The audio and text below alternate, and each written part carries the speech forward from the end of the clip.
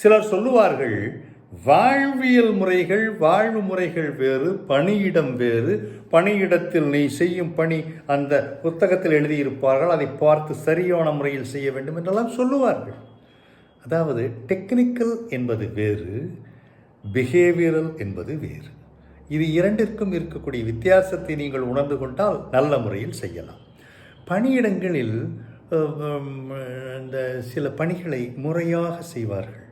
சில பேர் எளிதாக உதவும், ஆனால் வெகுவாரியான மனிதர்கள் அதை நம்ப மாட்டார்கள். அது எப்படி இப்படி செய்தால் தான் செய்ய முடியுமா, ஏன் இப்படி செய்ய முடியாது? அதாவது சில முறைகளை ஏற்படுத்தி இந்த ஃப்ளோவில், அதாவது இந்த ஓட்டத்தில் இது நடக்கும் பொழுது நிறைய விஷயங்கள் நல்ல முறையில் நடக்கும், அதில் எந்த தடுமாற்றமும் இருக்காது என்று சொல்லுவார்கள். அதை நம்பினால் நீங்களும் சரி. இப்பொழுது உங்கள் பணியிடத்தில் ஒரு சிலர் மட்டும் வித்தியாசமாக, மகிழ்ச்சியாக, நல்ல உடல் நலத்துடனும் அதிக ஆர்வத்துடனும் வேலையை சரியான முறையிலும் குறித்த நேரத்திற்கு முன்பாகவும் செய்து முடித்து விடுகிறார்கள். ஆனால் சில பேரோ அல்லது நீங்களோ எப்பொழுது பார்த்தாலும் அந்த வேலை சரிவர செய்ய முடிவதில்லை. அப்படியே முடிந்தாலும் நேரத்திற்கு முடிவதில்லை. இதில் ஒரே ஒரு காரணியை மட்டும் எல்லோரும் சொல்லுகிறார்கள், அதாவது செல்ஃப் டிசிப்ளின். சுய கட்டுப்பாடு, சுய ஒழுக்கம் இருப்பவர்கள் சரியாக செய்வார்கள். அதுவும் வாழ்வு முறைகளை நீங்கள் ஒத்துக்கொண்டிருந்தால் வரும். அதெல்லாம் கிடையாது, எப்படி வராது.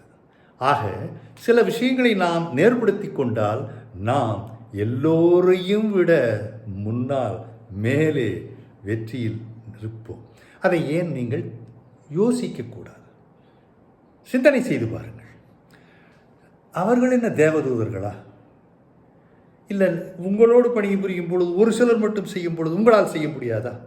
அப்படி என்றால் அவர்கள் முறைகளை சரியான முறையில் கட்டமைத்து அதை செய்து கொண்டிருக்கிறார்கள். நீங்கள் ஏதோ ஒரு இடத்தில் 2 இடத்தில் சில கோட்டை விட்டு விடுகிறீர்கள், அல்லது சோம்பேறித்தனம் வந்து விடுகிறது, அல்லது எல்லாம் பார்த்துக்கலாம், இதெல்லாம் அந்த ஒரு சீரியஸ்னஸ் இல்லாமல் போகிறது. ஆகவே அதை செய்தால் நல்லது. சரி,